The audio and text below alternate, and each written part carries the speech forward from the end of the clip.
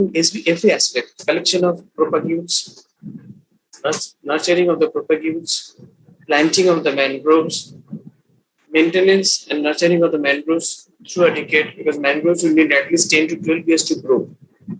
Then they can provide the grid cover that Sundarban coast needs to restore itself.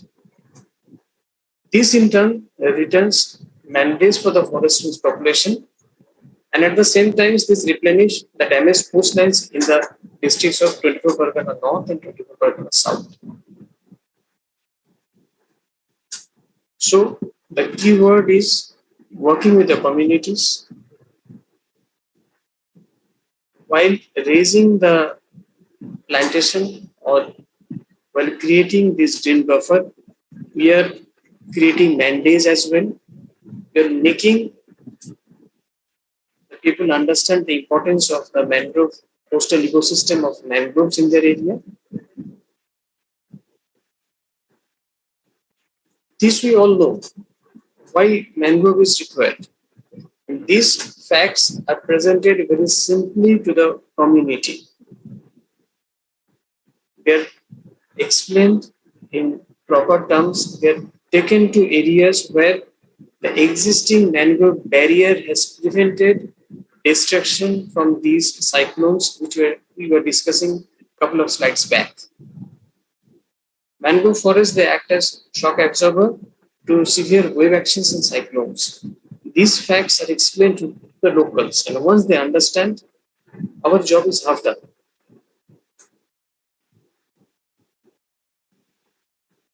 In fact, these facts are not only explained to them in the field, the communities are also taken on tours as much as possible to see the existing mangrove and the benefits of the existing mangrove on the coastal areas. And with this simple briefing of the community-based mangrove planting, this is one of the cost-effective measures to restore the mangrove in Sundarban coastal area. Let us further discuss some points. For Sundarban, you must understand, for Sundarban, we have a forest area, we have a non-forest area. The non-forest area is associated with riverbank, the agricultural field, aquaculture, fish or shrimp ponds, typical estuarine ecosystem without much anthropogenic activities or human settlements are there only in the forest area. In a non-forest area, there are a lot of human activity. So definitely, while restoring Sundarban, they will have separate programs. One for the forest area, one for the non-forest area. The need to reforest the denuded mangrove swamp and coast areas of national concern. And this is a current photograph. When I was in the field a couple of weeks back, I took this photograph. So basically, this area is not a forested area. You can see on that side of the river, the forested area.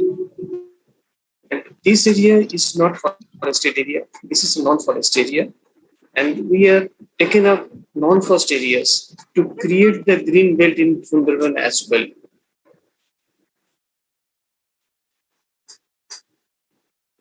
Now, you may ask, why mangroves? Mangrove is part of the natural ecosystem of the area. The mangroves are natural. They come naturally in Sundarban. Once you restore the Sundarban ecosystem with mangroves, they definitely reduce the impact of negative natural calamities, and they definitely help in preventing a lot of economic backlash that the normal local people face when some kind of a cyclone occurs.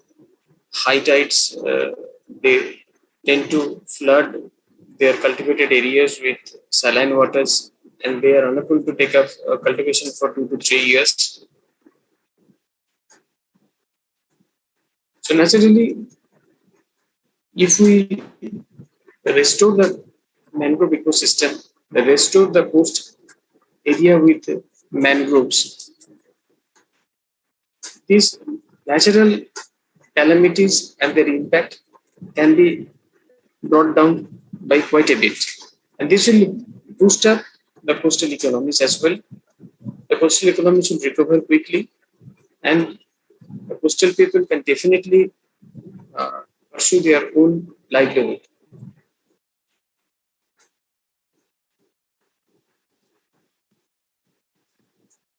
Mangrove coast during storms and tsunami, it has been recorded both by videography, both by facts. Definitely, they reduce the energy of the waves. They promote sedimentary resilience to erosion through the root mat, and they act as a barrier. The mangroves, what is visible and what is not visible, both the parts they play a very crucial role. The vegetation that is visible and the root system that is not visible. The root system, they provide the anchorage, they provide the stability to the coastline.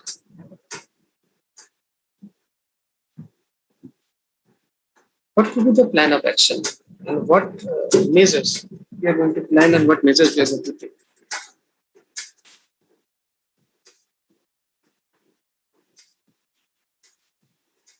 The objectives, definitely the long term, short term, and there will be a combination of both. The type area, the target area, forest and non-forest. Then comes the nature of human interference. Then comes the zonation. Then comes the factors such as the coastal erosion, inundation of coastal villages. Then comes the species composition of the particular area that has to be studied in details. Then we have to assess the pattern of damage from the past experience. The pattern of damage, by that I mean, if there are any existing vegetation, how they behaved and how the impact of that natural calamity is on them. That has to be studied in details. The bathymetric features, geomorphology, and wave regime of a particular area has to be always considered before planning anything.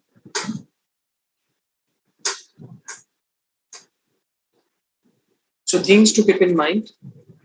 Habitat stability of a coastal ecosystem to a great extent depends on the sedimentation pattern, the subsistence pattern, the maintenance of the soil elevation near to the sea level, and the bathymetric features. So these all things has to be looked into. Then a proper and integrated management plan is prepared.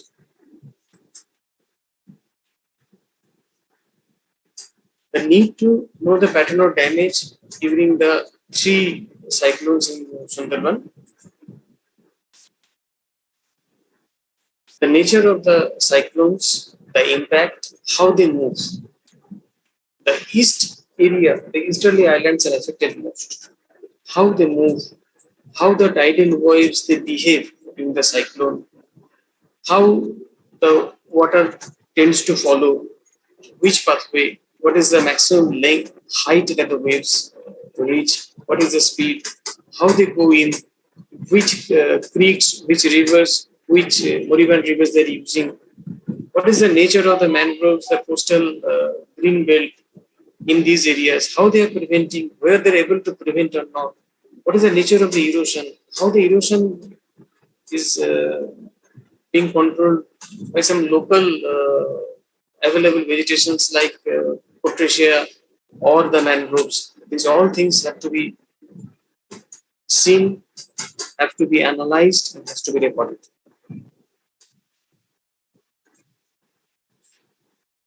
Now, for the selection of species, mangrove and associates, there are certain factors there. You can't select, you can't name a species. It's a mangrove, it will go there. It doesn't happen like that. It can be a mangrove, but it may or may not go any specific area. For mangrove species, the geomorphic setting, the deltaic or estuarine area, the sediment nature, the tidal range, the mangrove location, Location, I mean the seaward edge, distributaries, the tidal creeks, islands, tributaries, and the Moribel rivers. And the dominant process, freshwater discharge, if it is happening, how? The tidal currents, the what wave energy, because you are planting something, then the wave energy may carry it also. So these are the factors which I have seriously looked into and studied before a selection of species is made. So type of mangrove area. Based on the features that we are discussing, the type of mangrove areas we select like the river dominated area, the tide dominated area, the wave dominated area, and the river and wave dominated area.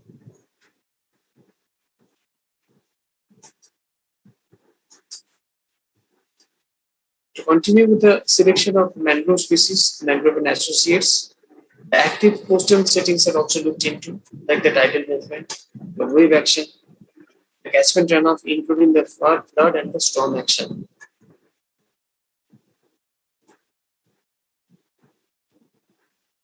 The zonation, mostly a spatial pattern in inundation, frequency is seen. The sediments and nutrition aspects inputs are also seen. The salinity is a crucial factor. It is seen for different mangrove species. The salinity factor is very crucial. The bioturbulation and the petition is also looked into.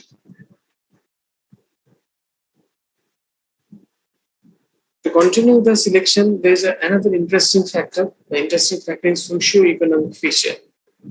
Socio-economic feature is there are many mangroves which are even welcomed by the local communities. There are some mangroves which are not welcomed by the local communities. So that factor has to be looked into while re-establishing mangrove in non-forest area where there were mangroves. Now the mangroves have been destroyed due to some anthropogenic activity. When you are recreating mangrove there, other than the geomorphic, the biological, and other features, we have to look into the socio-economic aspect as well. The survival rate of the planting species, it depends on the health of the mangrove, obviously, the ecosystem definitely, and other factors such as the cattle pressure, the anthropogenic factors. If humans are more and more interfering in the development pattern, the development time of the young plantations, the plantations tend to get damaged, and also the biophysical condition of the area.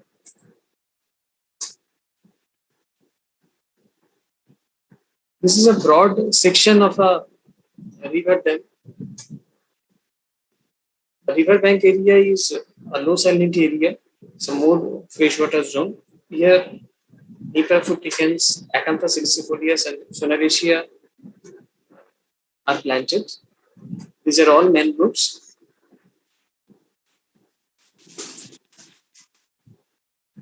Now we are coming from the landward side and water. You can see the section. If you move inwards, the mud flats are occupied by rhizophora and the Putracia voltata or the dhani ghas. Dhani ghas are in fact the pioneers. They are the settlers and they are very important as far as stabilization of any new mudflat is concerned. They tend to provide stability to the mudflat. They tend to arrest the erosion. The mass, the green mass above is about say 1 to 1.5 meters, and the root system below is almost 1 to 1.8 meters. That dense net of root down below that acts as a net and that provides a stability to the soil. Now we are moving inside. While you're moving inside, different species of Abyssinium marina is a species that mostly we follow, followed by the yellow mangrove, Citios decandra and Citios tagal, and then followed by Agecerus. Then we, after the intermediate zone, we move further towards the land side. The landward side, the salinity tends to reduce. The flow remains almost the same. Here, Abyssinia marine, Abyssinia officinalis, Exicaria agalosa, and Brugueria gymnorrhiza were generally planted. And then we move to the landward side.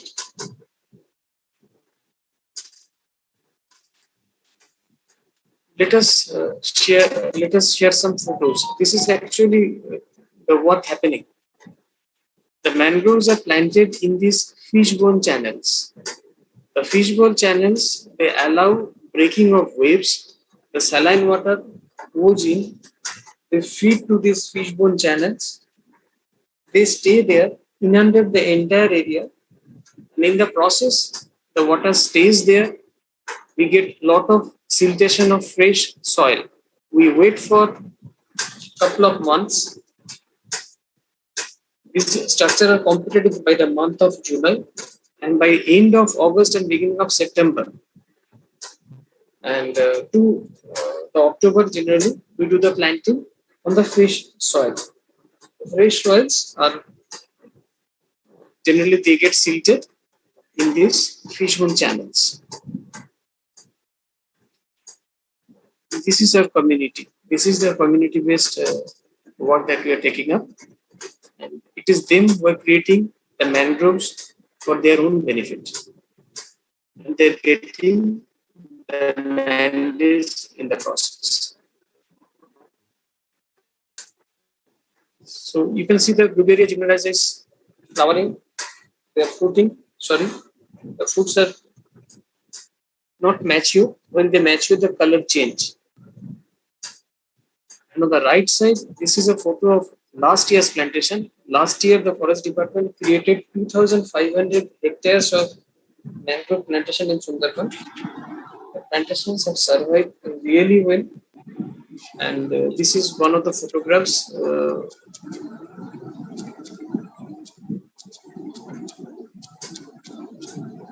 This is the way where we don't follow the fishbone channel. This is through the trench. The mango is planted through the trench. You can see the honey gash is coming up in between. The honey gash or the Potracia will provide stability to the mud flat, and the mangoes will be planted. After these channels get fresh deposition of silt. Let us think one of the mangrove nurseries. You can see the mangrove propagules are there in this nursery. They're getting germinated.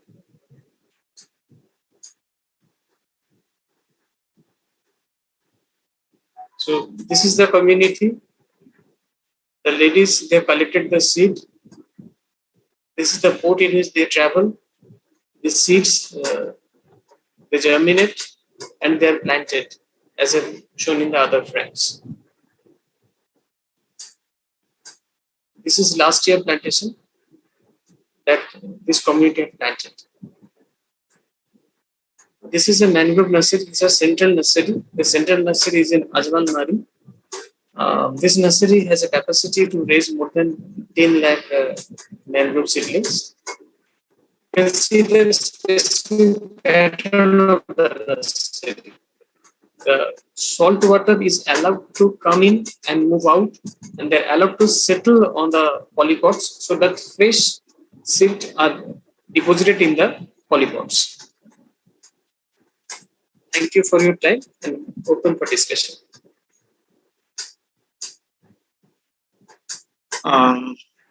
Thank you so much, Mr. Chaudhary, for your nice presentation on floral and faunal diversity and restoration of Sundarbans. Now it's time for a short question and answer session. There are a couple of questions. First one is, to save Sundarban, how private sector players should be involved apart from distribution of relief? See, private sector is a very large section. Private sector is a very large section. It's a large section of our population.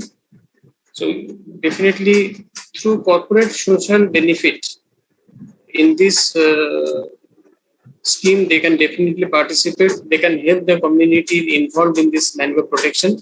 They can help them with alternative sources of livelihood. They can help them in building up their economy, the village economy.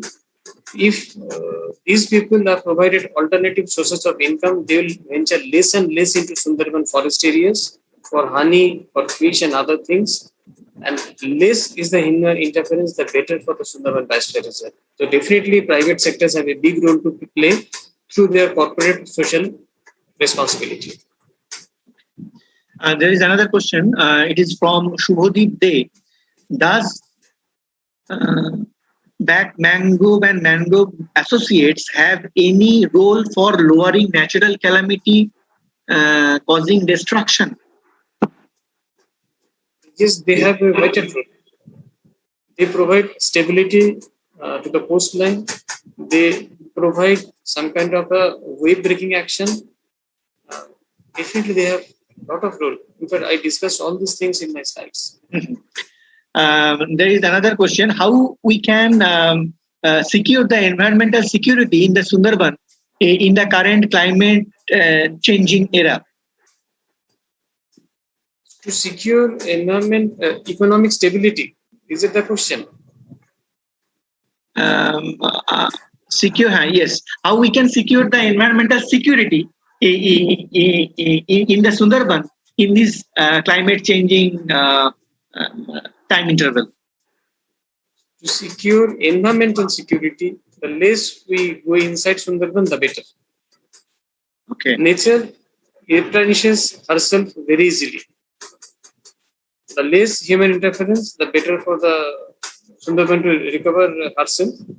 And also, where we are in building the Sundarban in non-forest areas, the persons who are there, whose life depends on Sundarban, if they can be provided some kind of alternative livelihood, so that they are really given some kind of a boost to help conserving the newly developing coastline and the Sundarban newly developing plantations. So that will be a great help. And there is one question from Atrey Trivedi. Is revitalizing or reviving mangroves more important than replanting them? See, you revive or replanting is the same. Okay. The nature revives itself through regeneration only. So regeneration either is artificial, that is man-induced, or the regeneration is aided, that is also man-induced, or the regeneration is entirely natural. What we are doing in Sundarban are three types of regeneration. One is aided, that is we are planting. One is artificial, we are raising the seedlings and planting. And third is the natural regeneration that is happening in deep inside the core areas where we tend to prevent human and all type of negative activities. Where the nature revitalizes herself by her own. Another question is coastline economic activities, what you have mentioned in your slides, are specifically referring to actually what? Coastline economic activities, I think we all know it. Yes. Some kind of a fishery. Fishing, yes. Or the local activities. The most destructive of them is fishing. See, mangrove are the nursery of fishes, crustaceans.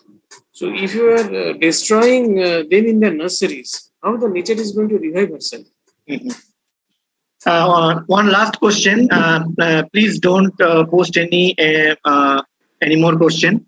The last one is: do you think this is a question from Shubhodip De? Do you think tourism should be banned in Sundarban region with alternative economic activity where outside anthropogenic interference is much lower? See, banning tourism is not a solution. Tourism should be more eco-friendly. I would suggest definitely let the tourists go, but there's a carrying capacity of tourists. Yes. The tourist should adhere to the carrying capacity of the Sundarban area. Let the tourists come, because tourism provides a very important source of income to the local persons. So if the tourism industry stops, many local persons who depend on the tourism are going to suffer. Let the tourism continue, but it should depend on the carrying capacity of the area. Yes. It should be limited and restricted. Yes. And tourists should behave properly. Definitely. Throwing plastic and throwing their beer cans and throwing their empty Coke bottles in Sundarban is not going to help us. Yes. I'm telling you, it's such a sad thing of matters. Yes. About a couple of weeks back when I was visiting these areas, in one of the plantation areas, I could see some bottles, beer cans, plastics, and some t-shirts, etc. were thrown. Yes. So they got entangled. And those thermocol plates and all. Yeah. So everything is visible. So see, we are humans, and if we don't control our behavior, neither we don't want to learn any green behavior, then we shouldn't go. That's right. So thank you so much. So let's, we are running out of time actually. So let's move on to the next technical session. And our second speaker is... Thank you. Our second speaker is Dr. Saurabh Kumar Dubey. Dr. Dubey graduated in zoology from University of Calcutta and obtained his PhD degree in fishery sciences from Vidyasagar University. As an applied research professional with project management skills, Dr. Dubey has more than 10 years of experience in environmental research and development sector. His interests span across the coastal ecosystem, mangroves, integrated coastal zone management, aquaculture, fisheries, climate change, organic certification, and many more. Currently, he is affiliated with CGIAR International Research Organization, the World Fish Center. So I would like to call upon Dr. Dubey on EDAS to deliver his talk. Thank you. Over to Dr. Dubey. Thank you, Dr. Pal, and good evening to everyone, the esteemed speakers, guests, organizers, and students. So let me share my screen. Can you enable my screen sharing option? Mr. Chakraborty, please look into the matter. Yes, we have enabled, sir. We have enabled the thing. Okay. You can share your screen, sir. Yes, it is visible.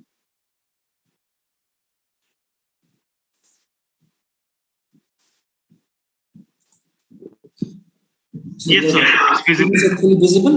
Okay. So now that organizers, Baliganj Environment and Development Society and Bengal Chamber of Commerce and Industry gave me the opportunity to speak something about Sundarban, and my previous speaker has lots of experience and share so many things about the Sundarbans. So I'll show mostly some maps and figures.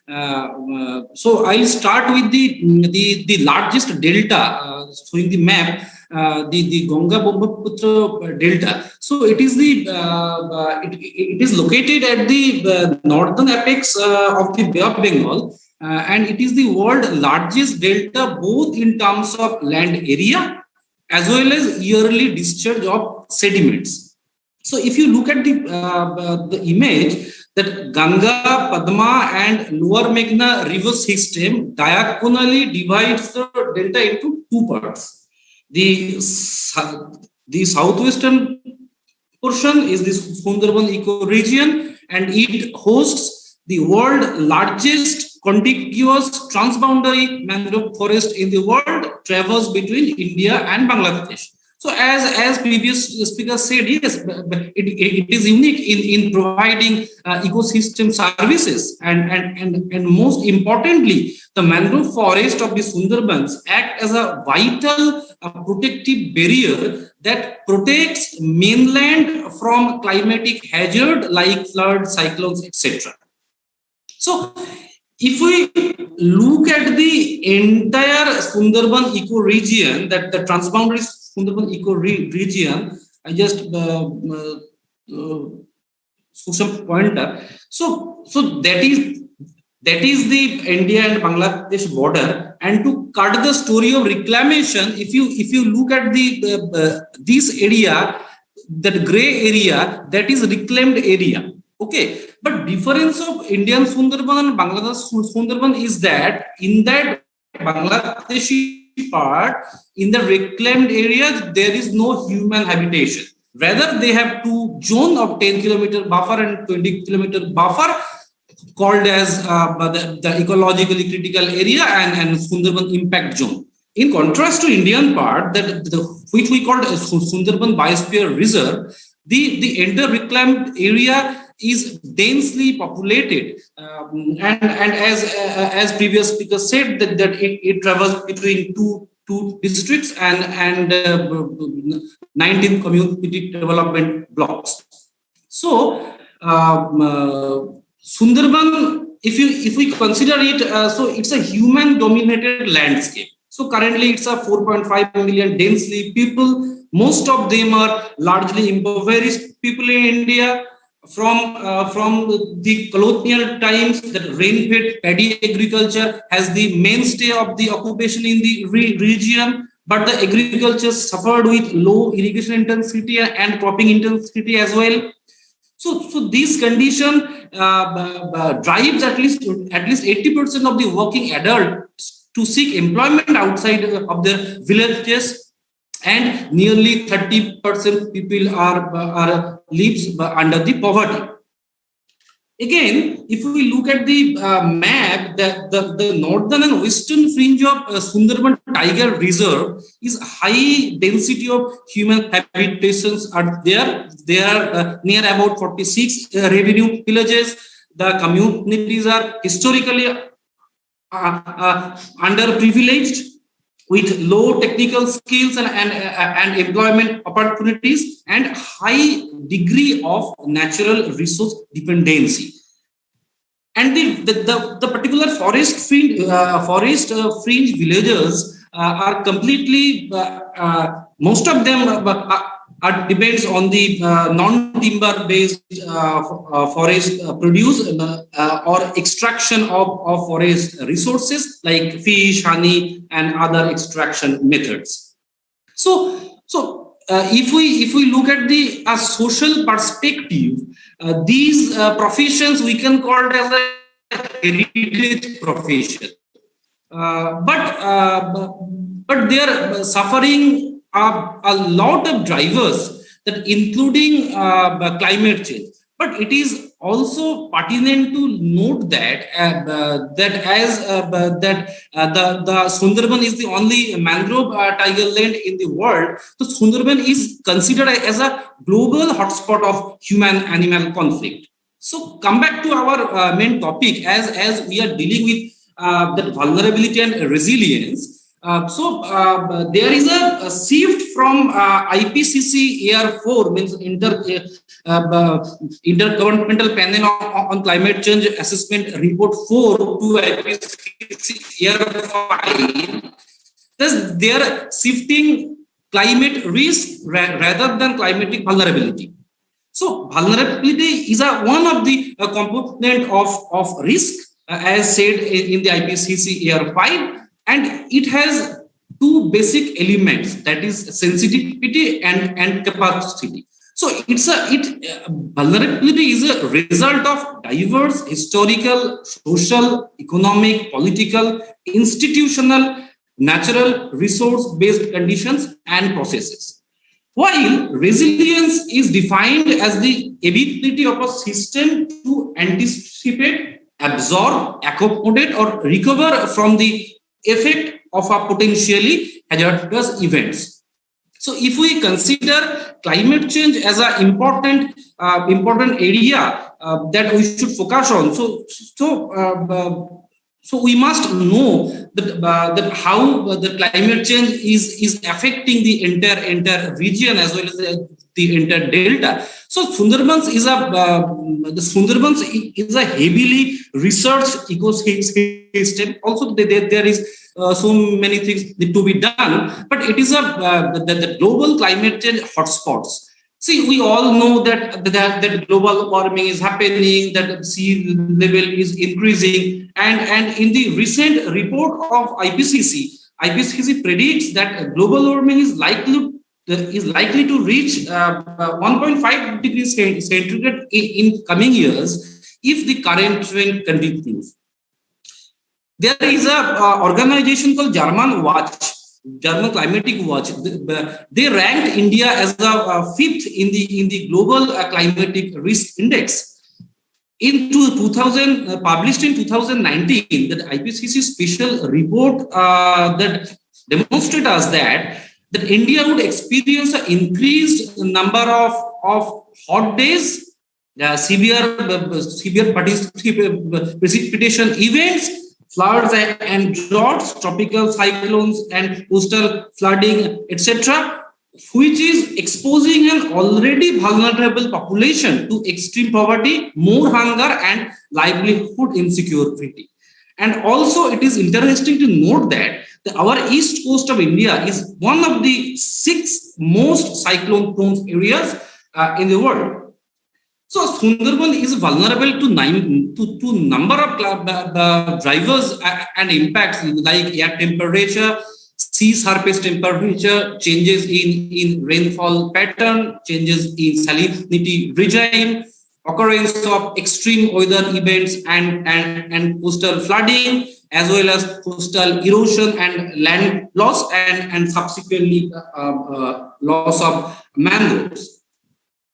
If we look at the behavior of temperature and rainfall, the annual mean surface air temperature of Bay of Bengal has warmed around 0.7 degrees centigrade during the last 120 years. And if the trend continues, the air temperature in this area will further rise. Subsequently, sea surface temperature is also increasing over the Bay of Bengal, especially northern part. Rainfall shows a erratic nature. Rainfall of monsoon and post-monsoon months showed a decreasing trend in Sundarban, while pre-monsoon rainfall showed an increasing trend over Sundarbans. If we look at the extreme weather events over Sundarbans, so it is and their behavior is very interesting, that pre and post monsoonal storms are more violent than the storms of monsoon. Already my previous speakers covered certain aspects. Severe cyclonic storms over Bay of Bengal registered 26% increase over the last 120 years, and which is mostly in the last decades. The entire Bay of Bengal region of the Indian Ocean experienced more than 20 such events. And it is interesting to note that although there has been a significant reduction in the annual frequency of tropical cyclones during past say 70 years, but if we consider last 20 years, the frequency of very severe cyclonic storms has been increasing, and it is intensifying in the post-monsoonal season. Recently, there is a work from World Bank and Department of Geography, University of Calcutta, that they showed that median location of the cyclone has shifted eastward over time from 900 to if we consider 2001 to 16. So median location of cyclone has shifted towards eastward, with highest impact zones currently found in the northern Odisha and the Sundarban region of West Bengal.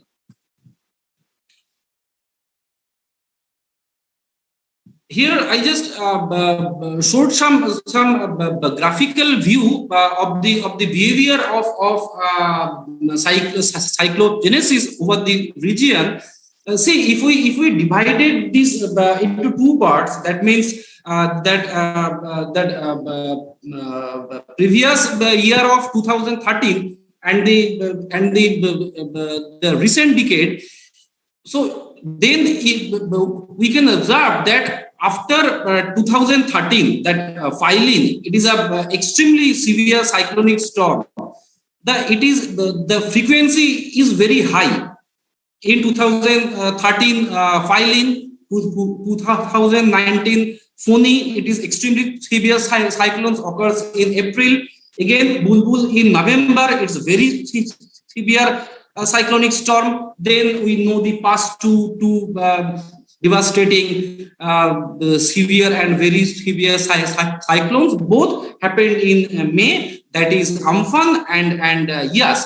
So how they from that we can see that how the cyclones is behaving. So they are mostly intensifying in the pre-monsoon period in the recent years. That is during April and May. So another important aspects is the tidal regime and sea level rise over Sundarbans. So the tide plays a crucial role in the landform development in Sundarbans. So current rate of sea level increase in Sundarban is far higher than the global average of sea level. So tidal amplitude is Sundarbans is a very high during any extreme weather events, and the Sundarban estuaries, the tidal range or tidal amplitudes of Sundarban estuary that ranging from 3 to 4 mm at the estuary's mouth, where it can go up to 4 to 7 meter in the interior side, which can further go up during any extreme events. And if we look at the sea level rise of the Bay of Bengal, so it can be estimated at plus 3.30 millimeter per year, and adjacent to Sundarban is 3.90 millimeter per year. And if we tell the lowest tidal range over entire Sundarbans, so lowest tidal range is recorded at the mouth of Poshur estuary, that Hiron Point in Bangladesh, that is near 2.95 meter. Then the range increases towards the mouth of Hooghly, that is Sagar Island, it near about 4.32 meter, and it is further go up at the Meghna estuaries near the Sandip Island in Bangladesh near 6 mm. So that is I have collected from a study published in Indian Journal of Marine Science. And the tide gauge data of the of certain area where that 5.74 net sea level rise millimeter per year was observed in the Diamond Harbour. Another important phenomena is the coastal erosion and accretion. So, if we look at that images, that total Sundarban area, including India and Bangladesh, so you can see how the land is decreasing throughout the century, and Sundarban have lost about 284 square kilometer of its land in the last 50 years, and the rate of erosion is the 3 to 5 square kilometer per year. Contrary, the rate of accretion has been only 84 square kilometer in the past years. So now we have more than 1,000 square kilometer of vulnerable embankments after the post-Tidal period. Already we know that sea level and subsequent erosion have inundated 4 islands. If we look at the one forested island, in that picture, so we can see how their land is shrinking. And nowadays that Guramara, Moushini, Sagar Island is the most vulnerable island. Sagar Island has already lost its 15% land through erosion, and also the Jambu Deep also lost her land about 50%. Now, if we look at the images, so we can see that this is the enlarged part of the Hooghly estuary where the tip of Sagar Island and Guramara is located. And if we see at the map of 904, so we can see that Guramara and Sagar Island are very nearby. Then 922, that area of Guramara is increasing, and that the two islands, now it has vanished, that Lohachara and Bedford is there. So subsequently they are eroding. And this is the pictures of 2008, and I think in that recent picture it will again further decrease. But if we look at the size of Noyachar, see, Noyachar is increasing day by day. So within a very close area, the geomorphic or geomorphological behavior is different. So that's we need to understand before any formation of policies. Another important thing is salinity intrusion. All that cyclones and storm surges and coastal floods that inundated the freshwater areas within the island. See, Sundarban is protected by man-made embankments. That is the lifeline of Sundarbans, and that embankments makes possible the existence of freshwater agriculture or freshwater resources within the island. So there is a variation, natural variation of salinity over Sundarbans, but due to the climate changes and others diverse, the pattern of salinity regime throughout the delta is changing, and salinity in the eastern sector is increasing, which is much higher than the documented average rate of Indian Ocean. And here is the map of climate central. If you go at their website, you can see they projected some land that below annual flood level in 2050, and we can see the projection of the coastal flooding area of particular the Indian Sundarban Delta, as well as Bangladesh, as well as in coastal Odisha. So now, what are the consequences of climate change in Indian Sundarbans? So if I cut the story and if we divide the entire region into landscape into three parts, that is physical, socio-economic, cultural, and biological landscape. So they have different but closely related, intermingled, intermixed impacts. So if we consider the physical landscape, so there are impact like damage of embankments, loss of physical assets and infrastructure, impacts on drinking water.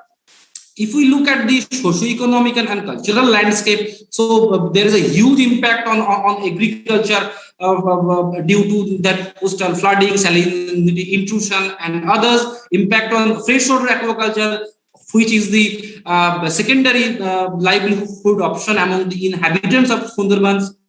Reduce in fishing days, that is important. Loss of livestock, loss of other livelihoods, emerging health problems, and loss of life.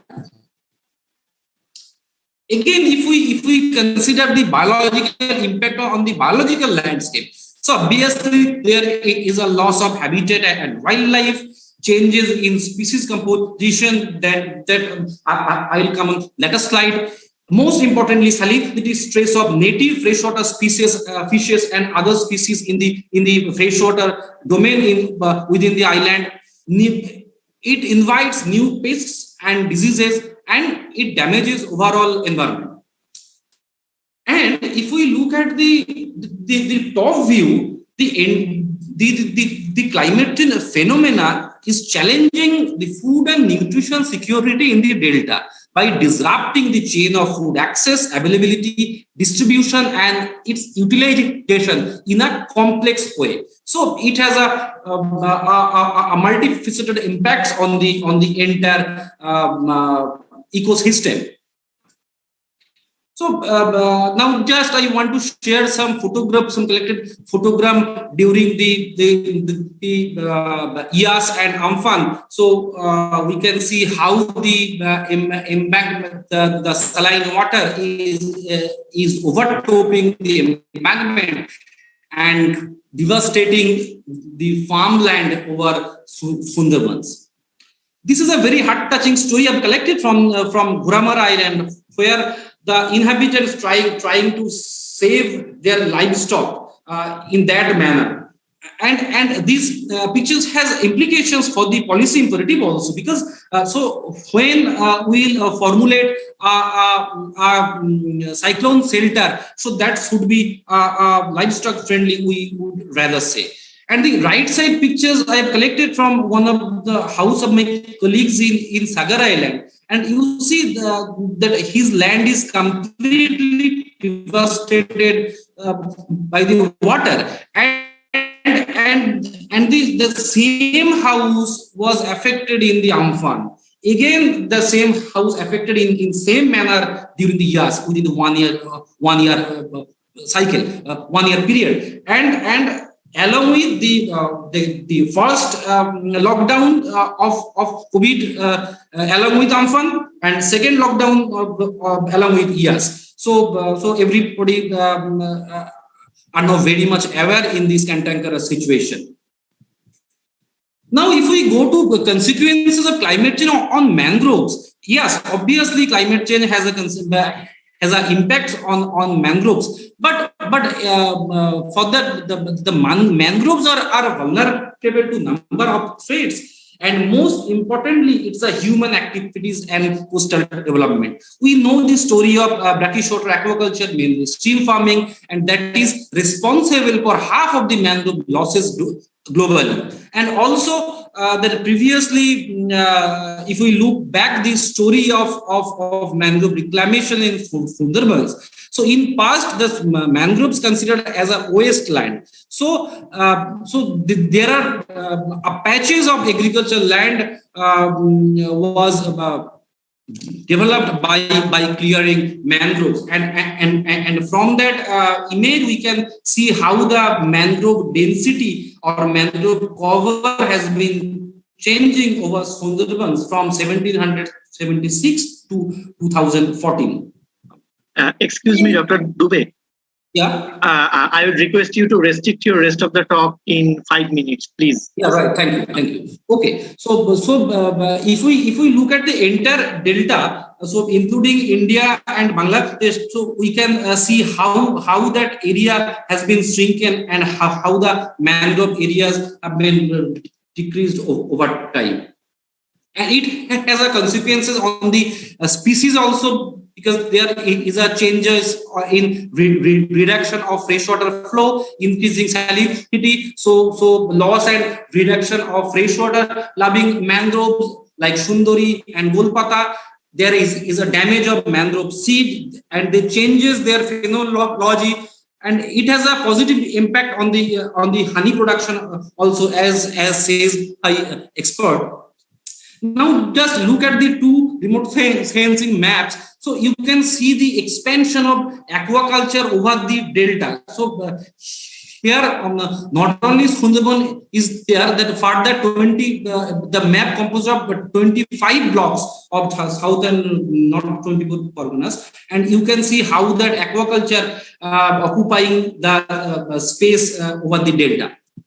So we know participation in disaster management also, but inclusive climatic futures for these Sundarbans must focus on both ecosystem and economic self-reliance, and to address the resultant livelihood crisis, it is critical to shift focus from the short-term relief involving distribution of food grains and items, also reconstruction of roads and embankments, to medium and long-term approaches targeting economic self-reliance through skill building. So that can be short-term, that can be medium-term, and that can be long-term. I just take a few minutes on the mangrove part because Mr. Chaudhary has covered vast areas. Yes, I completely agreed with Chaudhary sir that we need to implement a community-based mangrove restoration, and there is a science behind mangrove plantation and restoration or regeneration, so that need to be integrated with that program and schemes, and it should be includes community as a community steward model, and we have to incentivize these schemes and programs through government programs. So thank you. So my last word is, if you respect nature, she will care for you. Thank you. Thank you so much, Mr. Yes, thank you so much, Mr. Dubey, for your wonderful deliberations. We have a couple of questions. First one is, why Noyachor Island behave differently? There is one question asked by Shubhodip De. Yes, it's a completely geomorphological features, and I am not student of geography. You can find some papers from the research done by Calcutta Department of Geography, Calcutta University. So you can just read it. So I am not a student of geography. Okay, sorry. Okay, there is another question. What are the roles of ecosystem services in establishing resilience in Indian Sundarban? What are the roles of ecosystem services in establishing resilience in Indian Sundarban? See, if we consider the ecosystem services, there are a number of ecosystem services provided by mangroves. So if we talk about that climate change aspect, so we need to consider their regulating and supporting activities, supporting services that provided by a mangrove ecosystem, like climatic regulation, coastal protection, water quality maintenance, nutrient cycling, water cycling, soil stabilization, as well as erosion control, provision of nursery habitats, as my previous speaker said, and support to a diverse other ecosystem like mudflats, sandflats, dunes, seagrass, etc. Thank you. Thank you so much, Dr. Dubey, and that's all from question answer session of second technical session. Thank you. So let's move on to the next and final technical session of today's webinar. It's my pleasure to introduce the third invited speaker of today's online session, Professor Dr. Silanjan Bhattacharya, who is my teacher as well. Dr. Bhattacharya is a professor, Department of Zoology, West Bengal State University.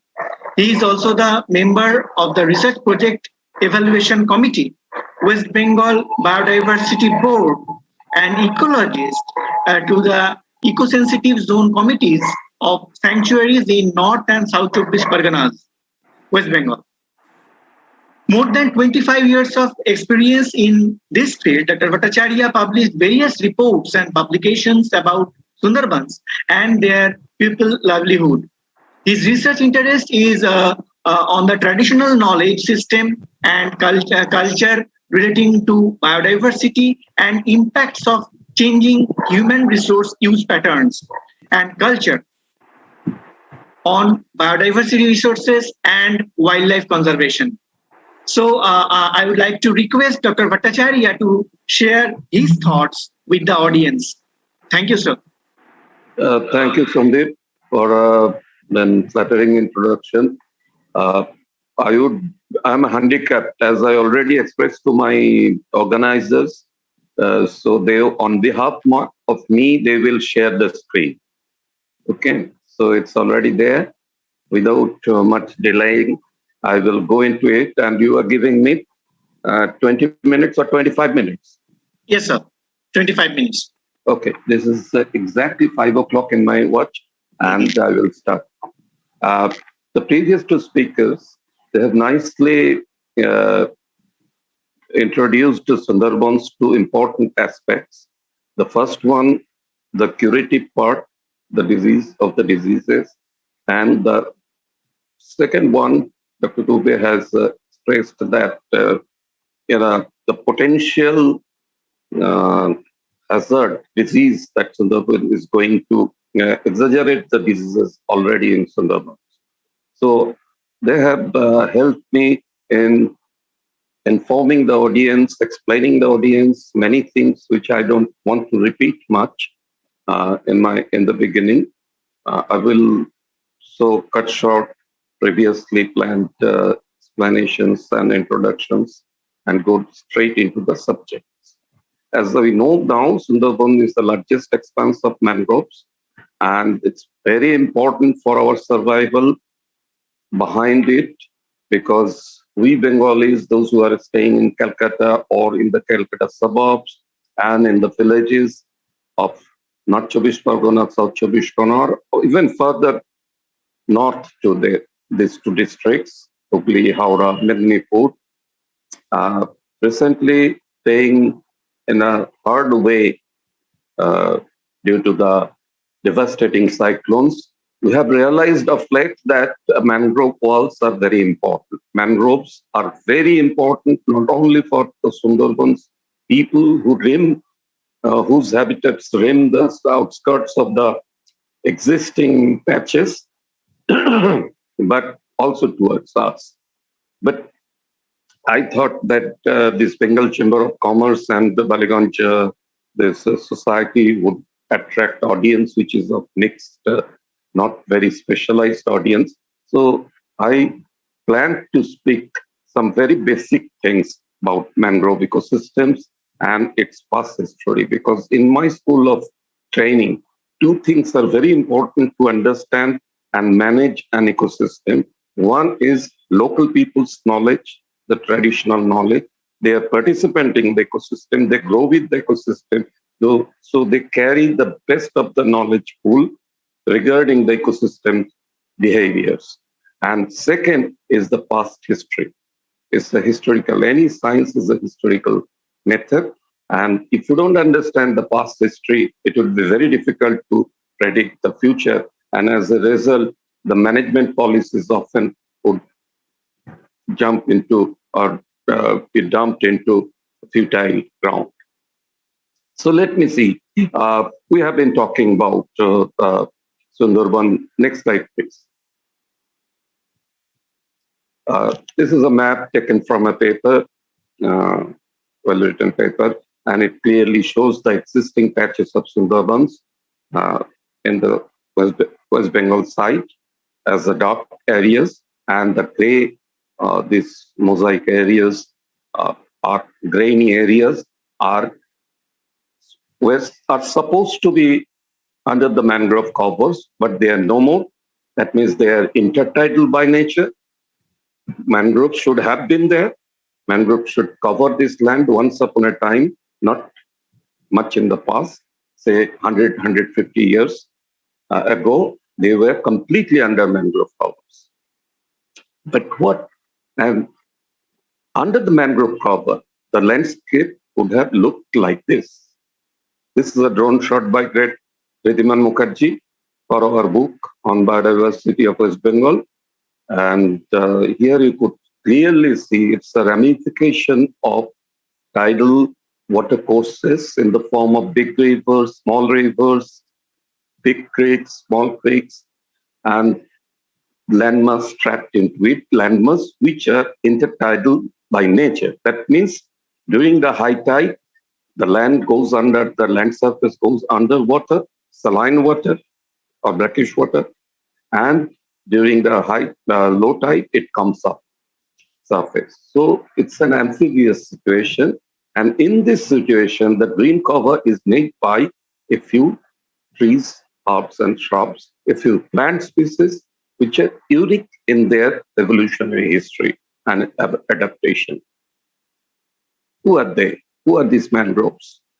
The mangroves are actually not very diverse in terms of species richness. There are not many plants which can be called as mangroves because in the evolutionary history, this is one of the toughest habitat zone to invade and get adapted to because of its salinity, because of this tremendous instability, because of the wave, any plant could be thrown off, taken away by the tidal force, and because of its nature of the soil, which is made up of very compact silt materials.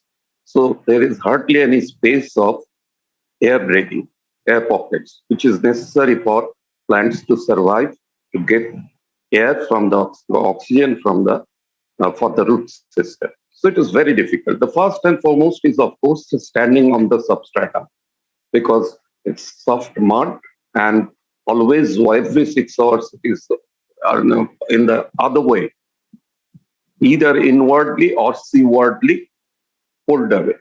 So here, not many representative of plant kingdom could dare to invade.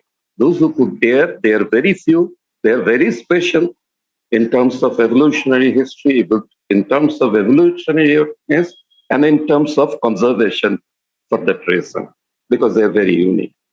And those who are there, they, for the inland, which were tidal in nature, now cut off from the sea, tidal.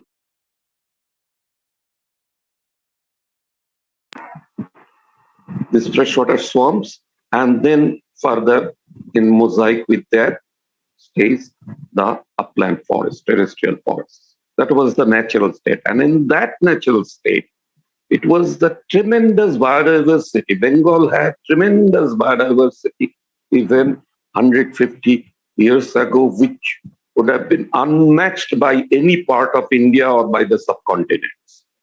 Because of this mosaic, you have mangrove system, mangrove biodiversity, and then freshwater swamp biodiversity. Then you have upland high forest terrestrial biodiversity. And no wonder we had wildlife like that the tiger, which is still there in a very precarious conditions. But we had water buffalo. We have proved of 2 species of buffalo. One is Javan and one is our one-horned rhino. Both experts feel that thing until 1900, beginning of 20th century. They were very much documented there. Their paleological remains have been found. Then you have swamp deers, many other things. But what happened? And this was going on till the Britishers took over it and the Indian Forest Department was created by the Britishers. What was happening till the end of the Islamic period? Continuously following this mosaic system, the humans, settlers were coming, clearing the upland forest and reclaiming the freshwater wetlands, raising the agricultural systems and sustaining on that. And the Nawabs and the Sultans, or previously the landlords or the Jamindars, Bhuiyas, they were happy with that.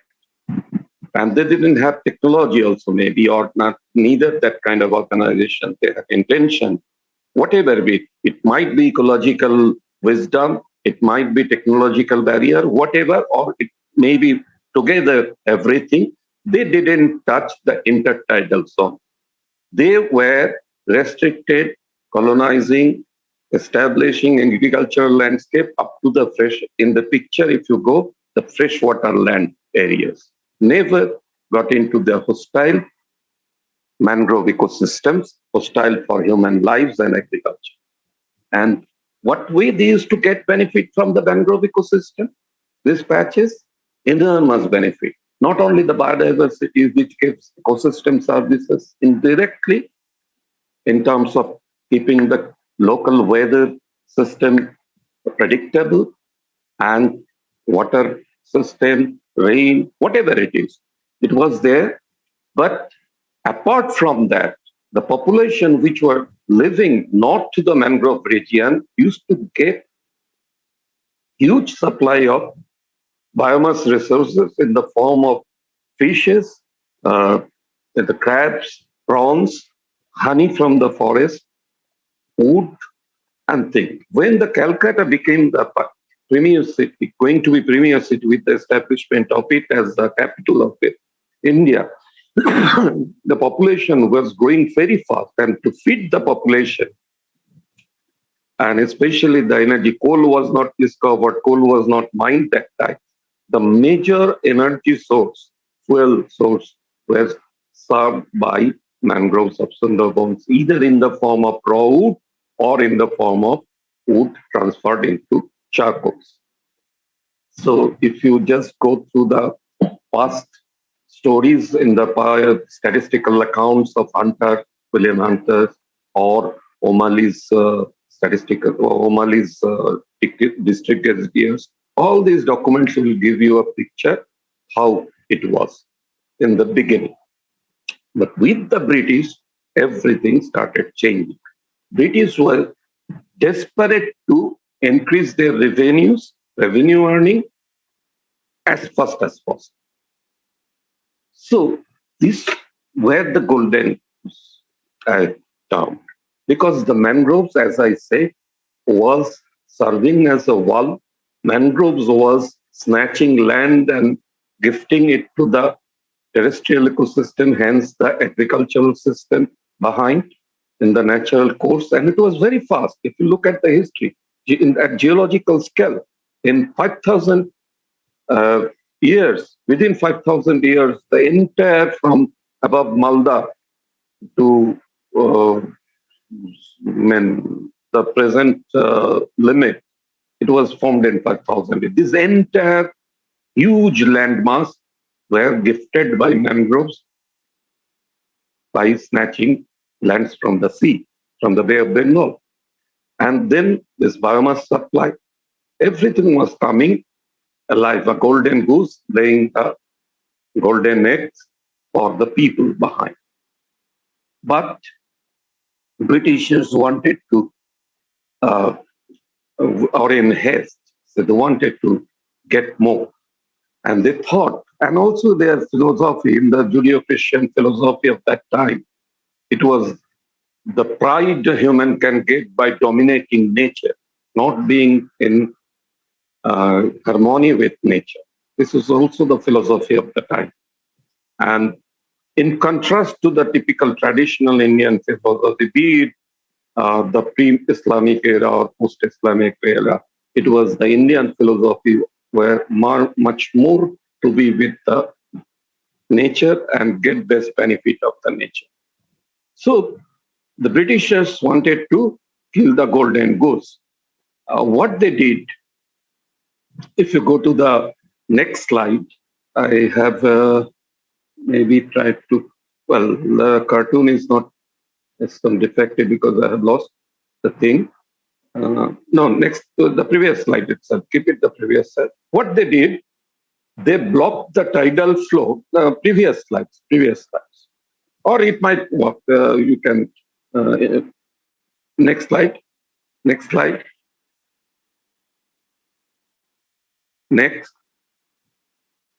we can skip, next, go, it will be easier for me to. Well, I will come back to this slide after the next slide. Can you go to the next slide? Yes, let me, instead of cartoon and from the real picture, I can show it. Again, it's a splendid picture, Ritiman. drone shot for our book, you can clearly see the way Britishers reclaimed the forest. These all lands, both sides of the river here. This is a tidal river, a typical Sundarban small river. Both sides are reclaimed habitats where humans live, living for 50, 60, 70 years. And what way they're living? These lands are supposed to be flooded naturally every 6 hours by saline water. So nothing can grow there. Neither the people can live inside the water on the submerged land.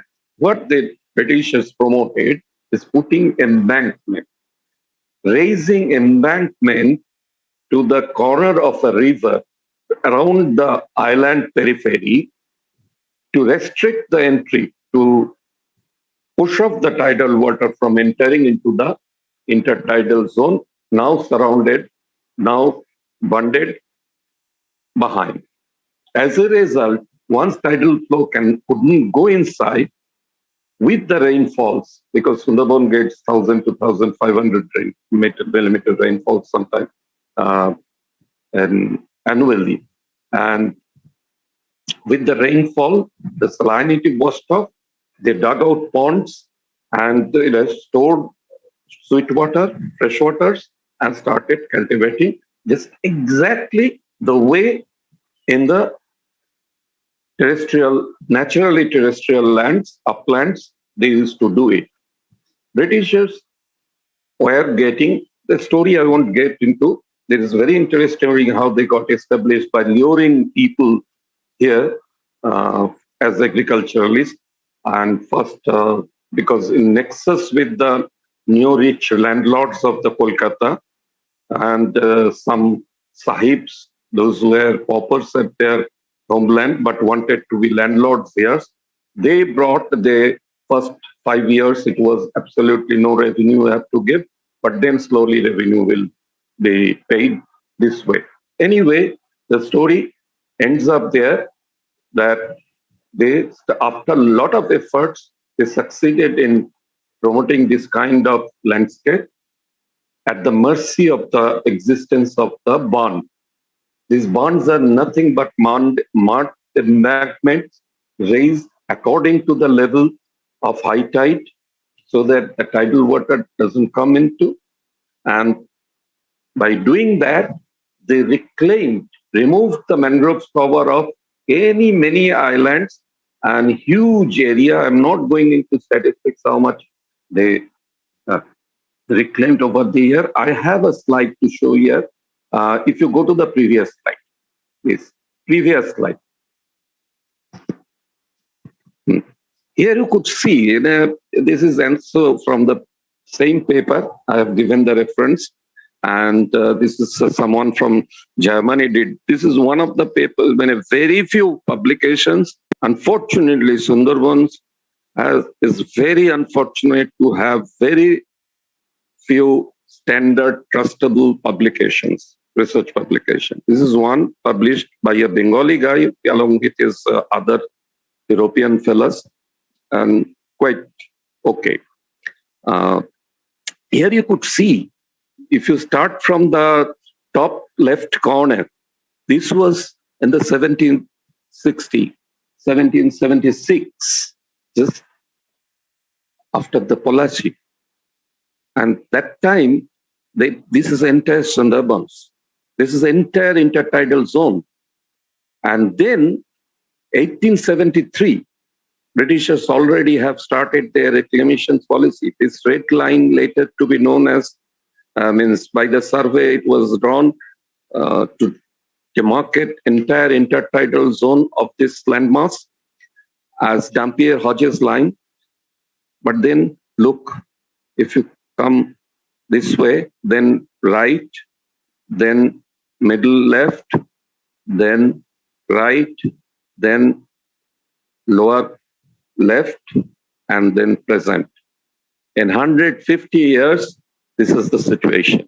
India, Sundarban has large, more than what it exists today.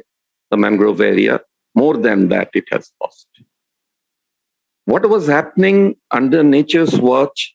Mangroves were recovering the land area to be used by the humans in the due course, and that way civilization, agricultural civilization, was progressing towards the south.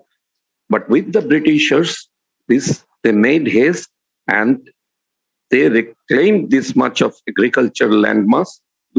If you go inside, it will look just like another South Bengal villages in Hooghly or Nadia district, but you would know that they are at the mercy of the existence of that mud embankment. Actually, they're around 3,000 kilometers long if you add all the embankments of the West Bengal Sundarban area, reclaimed area. And the area, people survive there today, as they have already said, 4.5 million, if not more. Next slide. Next slide, please. To go back to the journal. Look at the slide, what happens. Forget by cyclones first. Let us see. The tidal force, not this one, this way, frontwise. If you go, please, not backwards, frontwise you go. Next slide. Yes, please keep it. No, please keep it. The previous slide. No, previous slide. Back. Please keep it. Okay, back to this picture where you could see, if you note, there is an embankment towards the sea, towards the river, very close to the river. And then there is a gap area filled with water, which is basically a salt water, silver water, because this was the existing embankment which was broken during usual rainy period, rainy season, because although the storms are not that much, the winds are not that much, but without cyclones even, after all, this is mud. This is just get soaked by water and starts melting away. Where the tidal force is more, because deltaic land, you know that substratum, that is thalloic, changes with cell deposition. So one way depth becomes much more, and the other way the bottom starts rising. As a result, where the depth is more, the wave strikes with more force. As a result, it starts eroding. This is the natural dynamics of any active delta, and Sundarbans are included in one of the most active delta of the world. Deltaic activity suggests that one area will be broken, eroded, will vanish, the other area somewhere else nearby will rise up. So here this is on the process of erosion. As a result, the previous embankment has been breached, saline water flooded, and later they made another embankment higher than this, much higher than this, and this land became waste to the agriculturalist people, back to nature. They will, if allowed, they will go to mangrove covers, which is good. I will show you later. But unfortunately, here they are trying some pisciculture kind of things. And this is not for cyclone. This is the story, usual story of every year. Every year, every rainy season, every zone of Sundarbans reclaimed area suffer from this kind of breaching. And then, please go to the next slide. Then Sundarban is located at the Bay of Bengal's funnel, which is known to be the most cyclogenic area in the world. One of the most, if not, I think most it is. And it has been receiving the cyclones every year more than once. And in recent years, be it for reality, devastation was more, if not devastation was more, frequency is certainly more. And it has been documented also more. Previously, no one bothered to know about Sundarban, no communications there, whether people were dying or not. We didn't know. We never knew being at Calcutta. So we don't have benchmark whether the present cyclones are having more devastating effects or not. Only local people who from the past experience could tell you. No data are that way analyzed or existing there. I don't know. So every year now this is happening, and in the very recent memory, we have Ayla, Foni, Bulbul, Amphan, and then the latest years a few months back, just a few months back. What happened? Next slide, please. Sundarban people suffering from erosions, regular erosions, then cyclonic calamities, as Dr. Dubey has said, and Saurabh has also mentioned. Then the lack of bioresources, as they were dependent much directly or indirectly on the mangrove ecosystem, which were breeding nurseries and growing nurseries of the fishes and shellfishes. As the mangroves destroyed, they were getting the bioresource base depleted with the increase in population size. Then, as their livelihood is affected by the lack of bioresources and the cyclone calamities, destroying the agricultural productions, halting it for years, reducing its productivity, they suffer from employment things and lack of employment. There are many other problems, directly or indirectly related to the lack of mangrove covers, depleted mangrove cover. There is only one solution to everything we have, I argue. And that is, next slide, the mangroves. They will put solid barrier against the cyclonic devastation. They will reduce the rate of erosion of the embankments, and then they will also generate a lot of bioresources in terms of shellfishes, in terms of fishes, in terms of honeybees. And one thing, nowhere those previous concepts of conservation where you could restrict people from entering their traditional resource base and protect it have been abandoned because the local people, if they don't cooperate, you cannot conserve it. It's a failure model. Now the model which West Bengal has pioneered and shown in the world is the participative model. Mr. Saurabh Chaudhary was giving the glimpses of how one of the best example of participatory activities in conservation, taking local people into account, they are regenerating artificially the plantations of mangroves covers. That is one thing. The question is, really, can the mangroves be restored? Can we bring back the golden goose, which could save not only Sundarbans people, but we, the Bengalis behind it? I would say I will just show you one solid example. All those climatic change and other things Dr. Dubey said convincingly is really theoretically fine. It might be global scale, you can show real examples how it is happening, the sea level rising and all other things. But if you go to the local level, if the people ask you the Goramara, I have seen that experts on Sundarbans and climatic change claiming Goramara is vanishing because of climate change, sea level rises. If that is so, even 30 years ago, I have been there. For 3 decades, I have visiting Sundarbans regularly. Goramara was on the process of erosions. And then why nature has come, one participant has asked him, you cannot ask. Similarly, the tip of Sagar Island is eroding, very fast eroding. One of the guy who lives very close by in the Sagar told that they are now scared that Kopil Muni Ashram will be vanishing soon, eroded. But from 10 kilometers from Sagar, if you 10 or 12 kilometers from Sagar, you go to Bokhali Frajarganj area. In the Bokhali, you will see the huge area is now coming out of the surface of the Bay of Bengal attached to the existing bay. If you next slide, can I go to the next slide? Next to it, yes. This is the satellite picture, not a bit, no, previous one.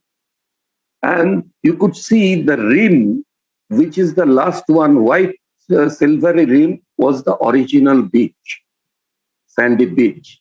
I have been for last 15 years, almost every year, once at least, I have taken my students to study in this area. And I could follow. We used to have a game that predicting which area will rise faster. And then next year, we used to check whether we are correct or not. This here now you see that how much you think. If we close up, as we have done this year, even during the lack of lockdown, we sneaked in and happily lived without any tourists. It was a very peaceful area and saw that mangroves are colonizing by themselves. Now, first they are colonizing. This growth, when to the 2020, we went, this was taken. Now this year, last month I was there, we measured at least 1 feet height of the mangrove plants have gone. And if you look at that how it is happening, the burrowing animals are keystone to mangrove ecosystems because they allow air pockets to the root systems.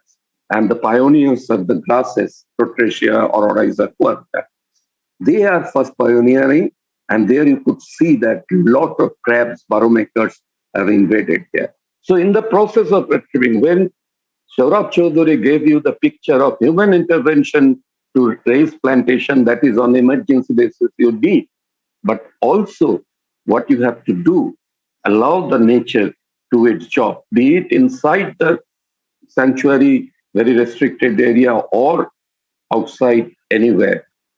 The problem outside would be because to control people. Like, for example, in this patch where the Protetia has invaded succession, you could expect within few months the seedlings will come up. The cows from the nearby villages, they are grazing.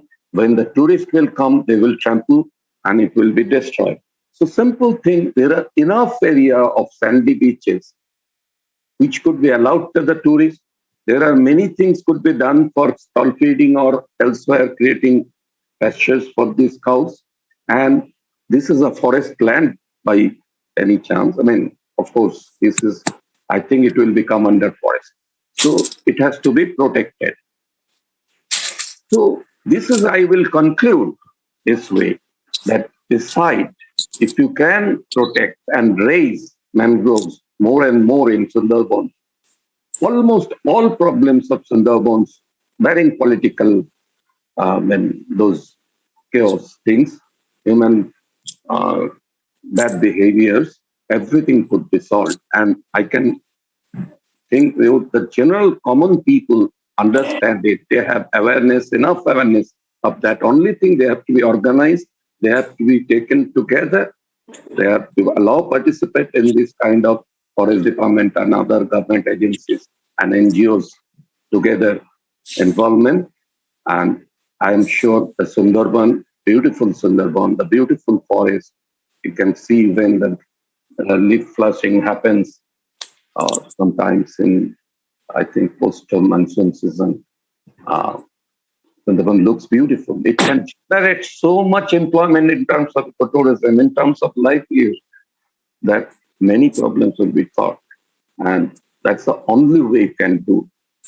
Mud embankment replaced by another embankment, engineering question I am not tackling, but by common sense cannot be a solution. We have a much cheaper solution, much more effective solution in the form of mangroves, regenerating mangroves. The beautiful Sundarban and its beach. Thank you very much. Thank you so much, sir. for your eye-opening talk and clearing the basics about this mangrove ecosystem. We have a question that from Rupam Devnath. Recent studies reported about the inclination of mangroves towards Kolkata. I think the mangrove is actually going upstream through the Hooghly River. So, what can be the explanation for this kind of phenomenon? Mangrove, well, I know it's the source of, and I don't want to make some harsh comment. Yes, because I also want to know that is it true or what? No.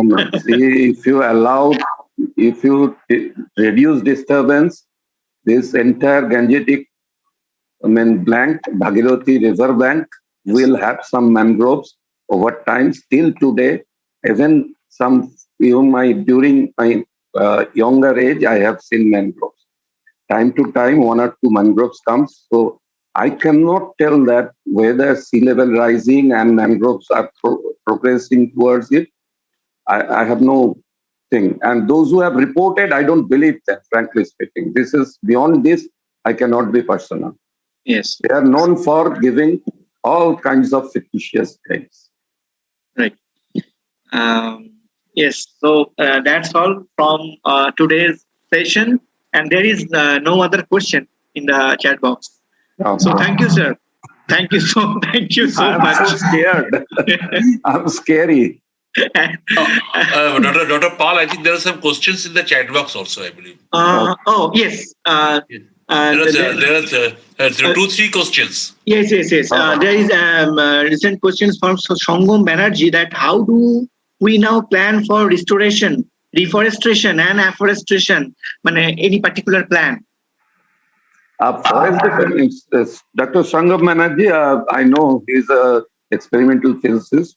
That kind of brains, if come into this business, this realistic thing would be very much, we will get benefited. Thanks for his interest.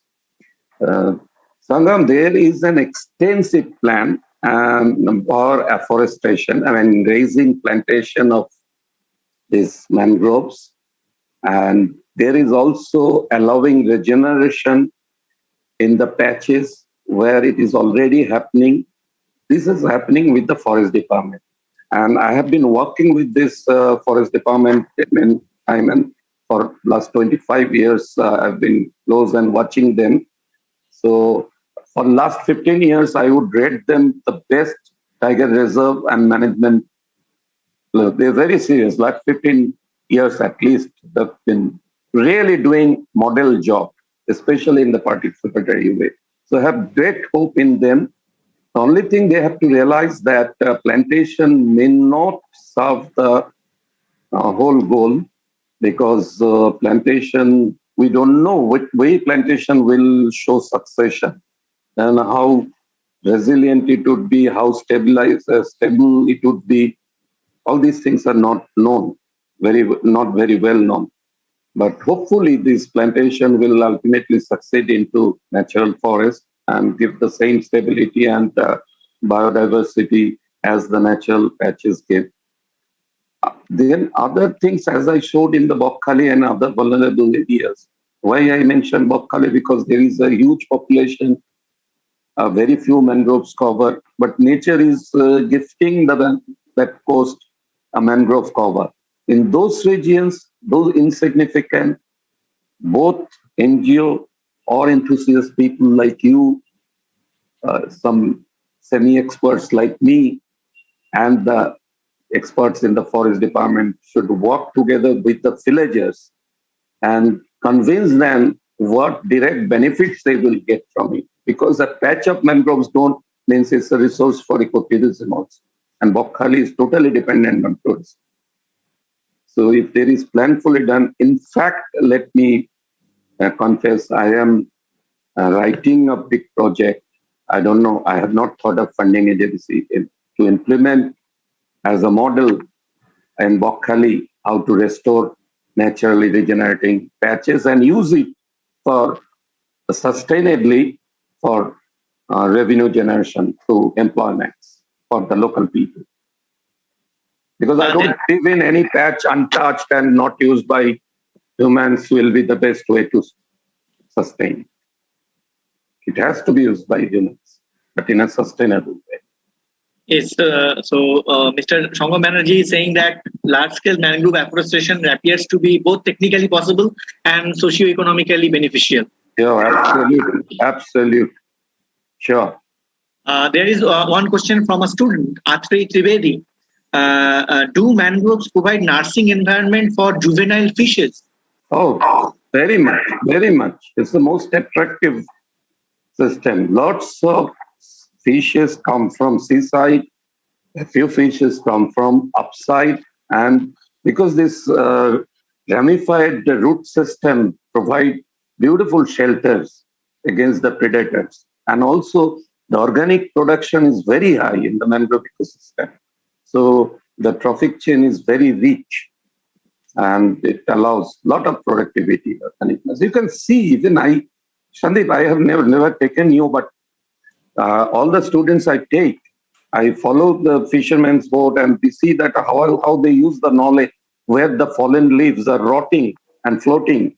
They keep their net attached there, place their net accordingly so that they know that fishes will come to eat the copepods and the zoea larvae, crustacean larvae. Yes. And the smaller fish will attract bigger fish, and so they exploit that kind of things. So I think now I should go with you once at least. Yes, do come. There is another question from Shubhodip that this is a very basic question. What are the relations between tiger and mangrove, especially in Badabon area, as it was a long association? This tigers, everyone says that even if those who are very keen observer of tigers and go to different wildlife reserves to see tigers and seen tigers, they will notice that Sundarban tigers is little lighter in weight and little slim, mostly, as if some people say that it's starved and weak.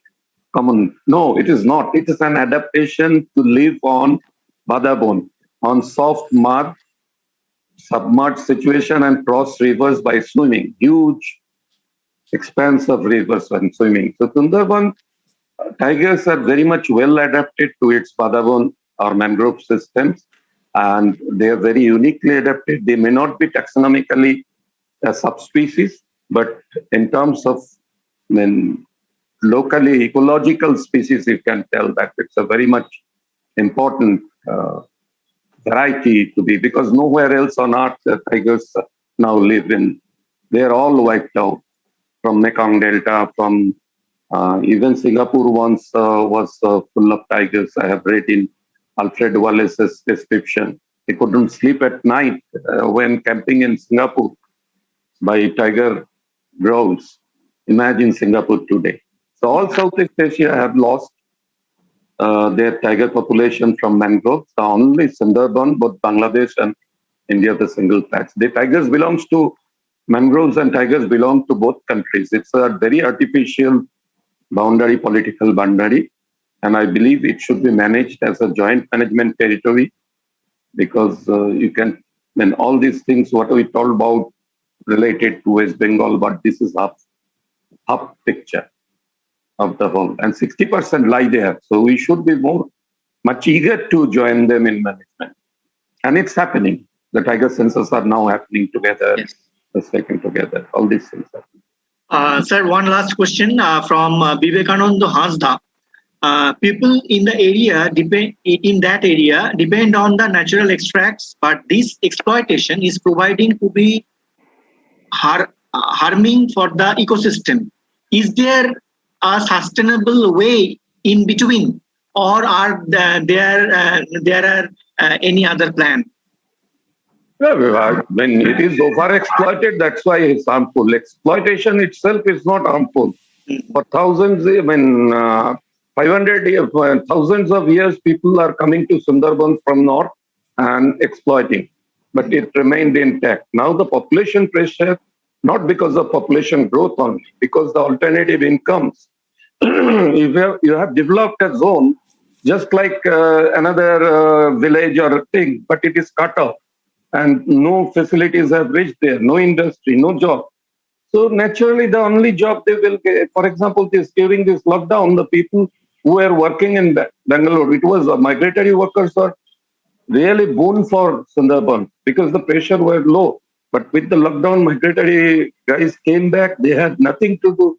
All went inside the forest, and most of them inexperienced. Last 2 years, 20 and 21, the official documentation, which is, tiger lifting or crocodile fighting, mostly tiger, whatever it is, at least 3-4 times more, because I have good contact, direct contacts with them. The tiger killing have increased in last 2 years many folds because all these lockdown people inexperienced in catching, going into the thing, will have gone and got killed by the tiger. So it's not just exploitation itself. Exploitation, I believe, has to be there. It's a natural resource base. If it is exploited properly, it will be better. But you cannot allow, for example, tourism, sort of told that ecotourism is very good, healthy for employment generation. Local people will stay happy because this resource is giving employment to them. So they will try to protect it. But it is uncontrolled things because of political pressure and maybe because of employment scenario. So 1,000 boats go inside. Forest Department of late has got very good restrictions. They don't allow night anchoring inside the sanctuary area. They don't allow most of the boats to go there. But how can you control public behavior who throw thermocols and beer bottles to this? The local people more engaged will be watchful, and they are very sensitive. They don't like it. They want to control it. It's outsider decision-making power. Yes, right. Yes. Hopefully with time, it will be very soon, it will be changed. Tourism and Forest Department and the local people should work very closely. It's not happening. The boat license is given, pet license is given from some other sources, and whatever. Within forest area, they try to rest. I have traveled with the fellows who catch the boats and find. So I know what way they try. But it is impossible. Only way entire administration is together and a task force is made to generate the plan. Thank you. Thank you, sir. And it seems I was in my graduation days. I am oldie now, and you are late the life. So thank you so much, sir. Thank you. I enjoyed. I really thank the organizers to get this opportunity to interact and share my views on Sundarbans, which have become my passion for the last 30 years. Since late 88 onwards, I have been visiting almost on average every 2 years, and last 15 years, I am continuously going to. Yes. Even just few weeks ago, I came back. Came back from Bokhali and studying mangrove patches. 2 of my students working there. Yes. 3 of my students. So you should take up some plan also to join this. yeah, sure, sir. I will definitely join you at least once. I will definitely. So that Dr. Dubey has raised his hand long time. I think Oh, sure. he would like to ask a few questions. yes, Dr. Dubey, you can ask question by unmuting yourself. No specific questions, but there is a wonderful presentation by Silanjan sir. Really, as a great teacher also. Thank you very much. And sir, just I completely agreed with you that you told that that plantation is not the ultimately goal. Yes, that although there is some arguments, sir, globally plantation model are discouraging nowadays. So they all focusing on the regeneration and how to increase the resilience of the natural ecosystem. And fortunately, Sundarbans has a great regeneration potential than the others mangrove patches in Andaman and Pittarkanika. And sir, one thing is I think it's my observation. See, there are numerous plantation projects launched in Sundarbans. Some are short term, some are long term. They're all are externally funded projects. So after fund closed, the plantation site something is disturbing. So there is no post plantation monitoring.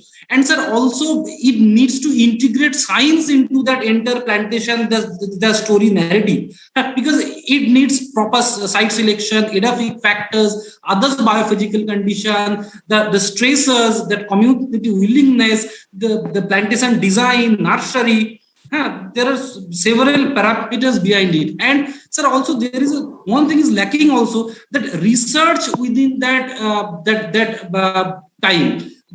How they mangrove behave, their ecosystem functionality, their faunal colonization, etc. So research also need to be integrated with that, with the policy also. And Dr. Chaudhary also said that fishbone model, that MSSRF has already got success from that venture, and also they have integrated, they have launched some integrated mangrove aquatic farming system. So that we need to take some lessons from them and trying to implement here. Dubey, are you over? I can make some comment. There is absolutely, your observations are correct.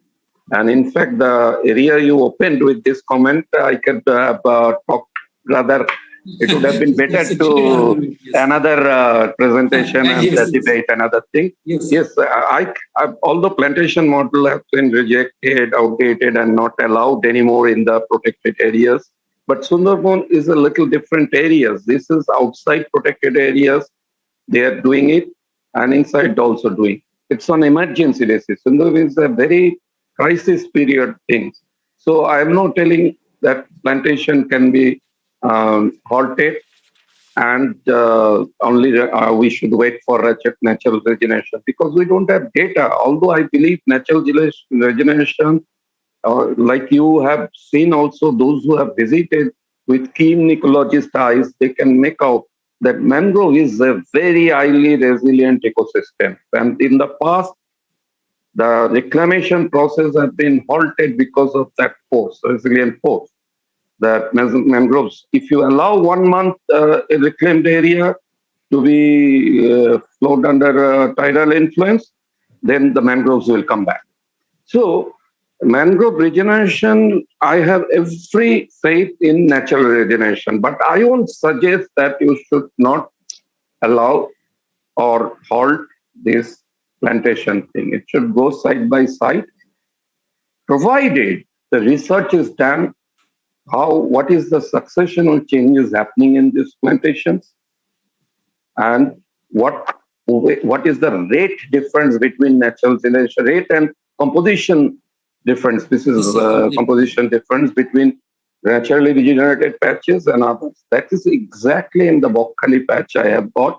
Yes. Luckily, hopefully, I'm 60 and in a retirement mode.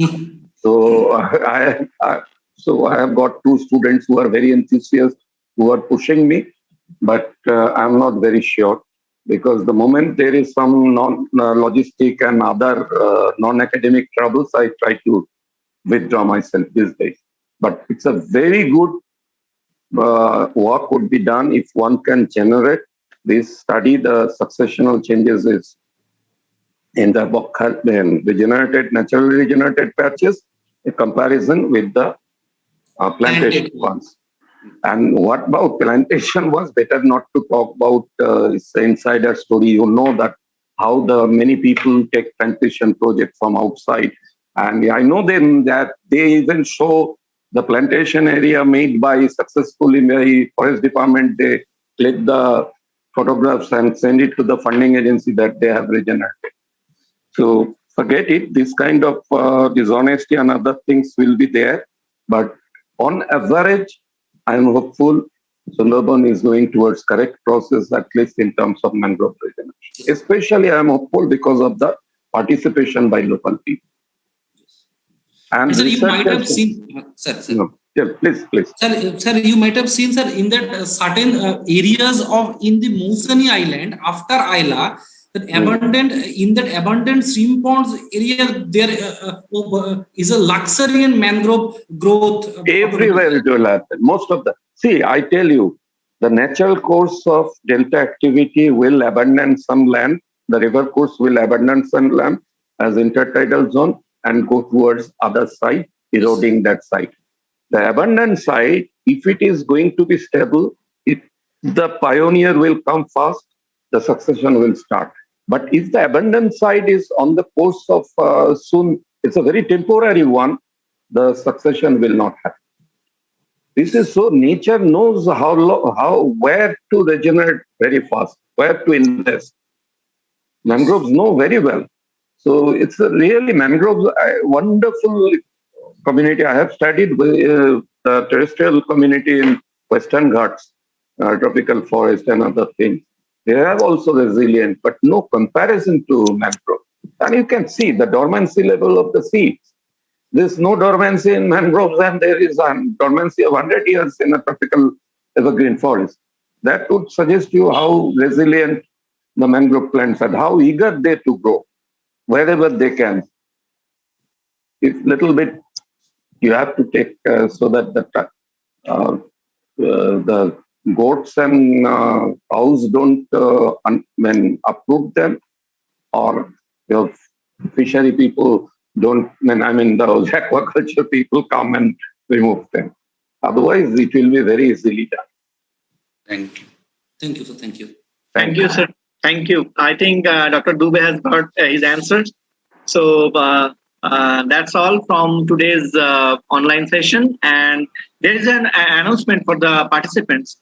Those who are willing to submit articles on today's topic, that is mangrove ecosystem or Sundarbans, are requested to submit the write-up in a Word file to the email ID bsedkolkata@gmail.com by 15th August, which will be published in the e-magazine Sujalam Sufalam by BSED. So I am also providing the email ID in the chat box. And now I would request Mr. Joyanta Chakraborty to deliver the formal vote of thanks. Thank you. Thank you, Dr. Pal. It is an immense, I should say, satisfaction to hear the presentations from Mr. Saurabh Chaudhary, Dr. Saurabh Dubey, and Dr. Shilanjan Bhattacharya. It is a big learning for me, at least I should say, and particularly the history of exploitation of mangrove from the British time, Jamindar's time. It is really a real learning from Dr. Shilanjan. I'm telling you, it is I should cherish this experience of today's webinar. There's a big learning from you, Professor Sir. And I am also thankful to Dr. Supatra Sen of Ashutosh College, who has actually connected us to Mr. Saurabh Chaudhary for this webinar also. So thank you, Dr. Supatra Sen, for your support. And also grateful to Dr. Dalia Mukhopadhyay, who has connected Dr. Saurabh Dubey for this event also. And Mr. Satyabrata Mukherjee, through his contact, connected us to Dr. Shilanjan Bhattacharya. So we are all thankful to these three ladies and gentlemen for their support for making this event successful also. And one thing I think from this webinar, I think Dr. Shilanjan will agree or permit us one joint visit from the chamber and from the our NGO, BSED, to visit along with you to understand, because not for only for joy and for giving some relief or something like that, to understand the subject which you taught us today, actually like a student, we have heard it. So we like to make a visit to understand this thing and to connect with you for any, in future, any reference project which would be immensely helpful for the community activists. Yes, I will join first. Let me tell. I will So, be, anyway, Sandeep knows I am very kind of addicted to the field. And Sundarban, imagine, I will be anyway, I'm dying to go out because of these things. And already I have escaped. I just released from hospital and I beg to the doctor, so can he allows me go to field. So near Sundarbans I went. So anytime you organize that, Bengal Chambers yeah, and others, yeah, I'll be joining happily, sure. more than happily, and I share know. whatever I know, or even I can learn from you, from your experience. So it is a really the wonderful experience to hear you and Dr. Saurabh Dubey and Mr. Saurabh Chaudhary also. And thanks to Dr. Yeah. Sandeep Pal for moderating the event so seamlessly. Thank you for your and being a student, it becomes easier for you to approach Dr. Shilanjan Bhattacharya actually. Yeah, that's right. And also, I'm thankful to all the participants, those who have participated in this webinar through the link, through the Zoom link.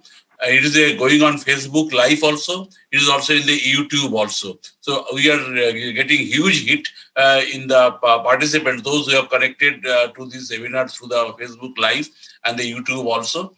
So ultimately, thanks to entire mentors, advisors and members of BSED and the team of Bengal Chamber of Commerce Industries, those who could make it possible for such lively session also. So namaskar. So thank you everyone, and we will stay connected with you.